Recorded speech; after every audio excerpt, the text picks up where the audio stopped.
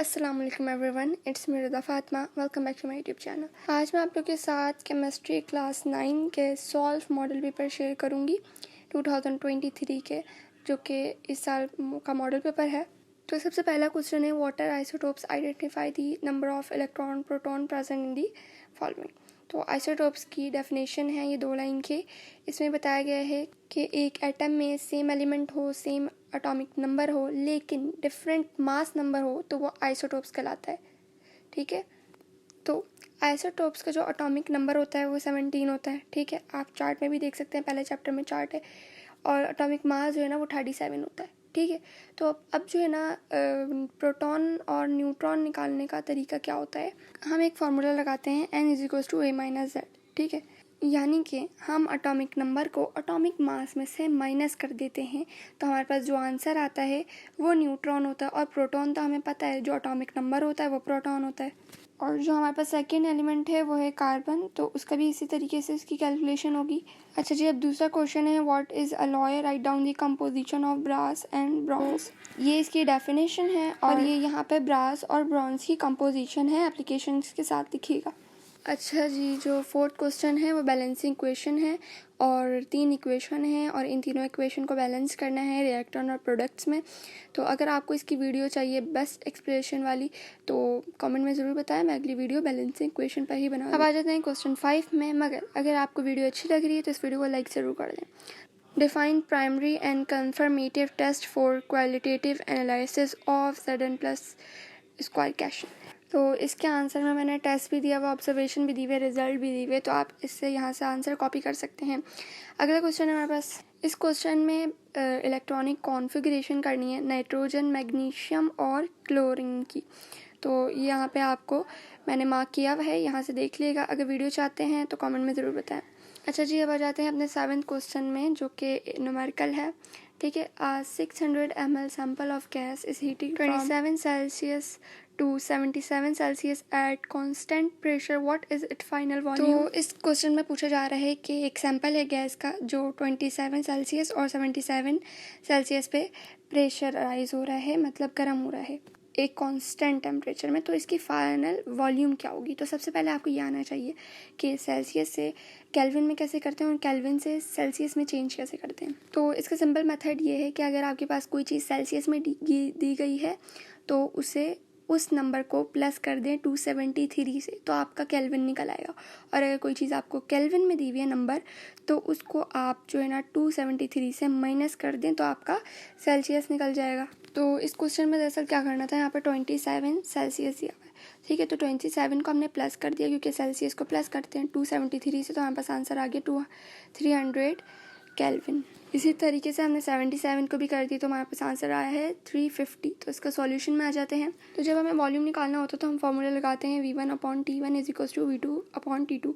तो इसको हमें जब क्योंकि वॉल्यूम निकालना है तो V2 आगे रखेंगे = V1T2/T1।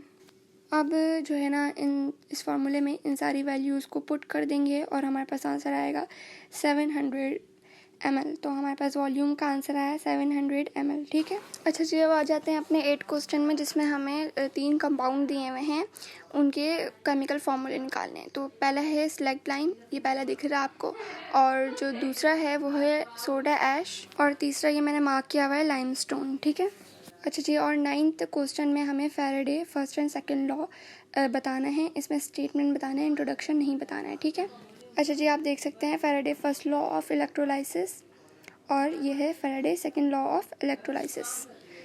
अच्छा जी, जो 10th क्वेश्चन है मॉडल पेपर का वो है, what are electrochemical reactions, describe the type on the basis of transfer of electron. तो इसका आंसर मैंने आपको दिए हुए हैं। इसकी 2 टाइप्स हैं, इलेक्ट्रोलाइटिक सेल्स और दूसरी है गैल्वेनिक सेल और वोल्टिक सेल्स। तो मॉडल पेपर के अब आ जाते हैं 11th क्वेश्चन में, जो है write down the 3 characteristic of ionic compound. तो इसकी 3 करेक्टरिस्टिक हैं ये आयनिक कंपाउंड की। आयनिक कंपाउंड फ्रॉम केस्टा, ionic compound tend to be hard and brittle, they have high melting and boiling point. अच्छा जी, जो हमारे पास 12th क्वेश्चन है वो न्यूमेरिकल है, तो वो मैं आपको सॉल्व करके दिखाती हूँ। जो है हमारे पास, calculate the number of moles and number of molecules present in 20 gram of NaOH। Calculate करना है नंबर ऑफ़ मोल्स और नंबर ऑफ़ मॉलिक्यूल्स, दो चीज़ें हमें इसमें कैलकुलेट करनी है। क्या? नंबर ऑफ़ मोल्स भी, नंबर ऑफ़ मॉलिक्यूल्स भी, जो प्रेजेंट होते हैं, मतलब जो होते हैं 20 ग्राम्स ऑफ NaOH। स्टार्ट करते हैं। सबसे पहले ना हमें मॉलिक्यूलर मास निकालना होता है, यानी कि तो हम मॉलिक्यूलर मास निकालते किसका है? जो हमारे पास गिवन होता है, मतलब एलिमेंट जो हमारे पास गिवन होता है। तो हमारे पास एलिमेंट गिवन क्या था? NaOH। तो इसका मॉलिक्यूलर मास सबसे पहले निकालेंगे। तो नाइट्रोजन में हमारे पास कोई वह नंबर दिया हुआ यहाँ पर नहीं दिया हुआ, तो यानी कि 1 है। मल्टीप्लाई बाय नाइट्रोजन का मास क्या होता है? 23। तो यहाँ पे 23 कर दिया, ठीक है। और यहाँ पर अब दिया हुआ है ऑक्सीजन, ठीक है। ऑक्सीजन के पास कोई नंबर है नहीं दिया हुआ, तो यहाँ पर प्लस लगाना है साइन। और ऑक्सीजन का नंबर हमारे पास नहीं दिया हुआ, यानी कि 1 है। और मल्टीप्लाई बाय ऑक्सीजन का हमारे पास मास क्या होता है? 16 होता है, 16 कर दिया, प्लस लगाया, ठीक है। हाइड्रोजन पे नंबर दिया हुआ है नहीं दिया हुआ, तो हम यहाँ पे 1 मल्टीप्लाई बाय हाइड्रोजन का हमारे पास एटॉमिक मास जो होता है वो होता है 1, तो यहाँ पे 1 कर दिया। अब जो है ना हमने क्या करना है? 1 को 23 से मल्टीप्लाई करना है, 1 को 16 से मल्टीप्लाई करना है, 1 को 1 से मल्टीप्लाई करना है। जो आंसर आए उसको हमें प्लस कर देना है। तो यहाँ से 1 से मल्टीप्लाई हो रहे हैं, तो यानी कि हमें सिर्फ प्लस करना है इन सबको। तो हमारे पास इनको प्लस करके आंसर आया 40। अब हम नंबर ऑफ मोल्स निकालेंगे, ठीक है, मालूम करेंगे। नंबर ऑफ़ मॉलिक्यूल्स मालूम करने के लिए हमें जो है, जो हमारा ग्राम दिया हुआ होता है उसे हम अपने मॉलिक्यूलर मास से डिवाइड कर देते हैं। ग्राम था हमारे पास 20 और मॉलिक्यूलर मास हमारे पास निकला था 40। तो इनको डिवाइड कर दिया तो हमारे पास आंसर आएगा 0.5 मोल्स। तो नंबर ऑफ़ हमने नंबर ऑफ़ मोल्स निकाल लिए थे। नंबर ऑफ़ मॉलिक्यूल निकालने के लिए हमें एक फार्मूला लगाना होता है। इस फार्मूले को आप याद कर लिएगा। तो नंबर ऑफ़ मॉलिक्यूल्स हमारे पास आए हैं 0.5, यहाँ पे 0.5 लगा दिया, is equals to number of moles हमारे पास है। नंबर ऑफ़ मोल्स आपने ये वैल्यू है अवोगाड्रो नंबर की, इसे याद करना होता है, ठीक है। तो इस वैल्यू को याद कर लीजिएगा। दोनों को हमने मल्टीप्लाई कर लिया था, हमारे पास आंसर आया है 10⁻23 molecules.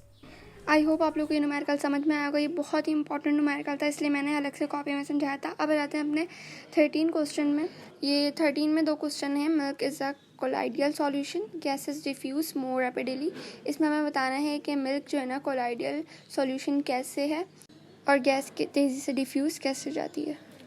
Milk is a colloidal solution, इसका आंसर है milk is colloid because it contain large particles such as fats and protein that do not set out of solution। Milk के अंदर जो है ना बहुत लार्ज पार्टिकल पाए जाते हैं, किसके? फैट्स और प्रोटीन के, जो सेटल डाउन नहीं होते, मतलब सरफेस पे सेटल नहीं होते। Gas diffuse fast because of the large space between the particle in gas and high kinetic energy. Gas diffuse हो जाती है जल्दी क्योंकि इसके पार्टिकल्स के बीच में बहुत ज़्यादा जो है ना स्पेस होता है और काइनेटिक एनर्जी की वजह से। अच्छा जी, आई होप आप लोग को ये वीडियो पसंद आई होगी। अगर ये वीडियो पसंद आए तो इस वीडियो को लाइक करें और हमारे चैनल को भी ज़रूर सब्सक्राइब करें और कमेंट में बताएं कि नेक्स्ट वीडियो किस में बनानी चाहिए। कमेंट का आंसर दूंगी मैं आप लोग के, और उसी कमेंट में जो आपने किया होगा उस पर वीडियो बनाने की कोशिश करूँगी। इसी के साथ साथ नेक्स्ट वीडियो में मुलाकात होती है। तब तक के लिए अल्लाह हाफिज़।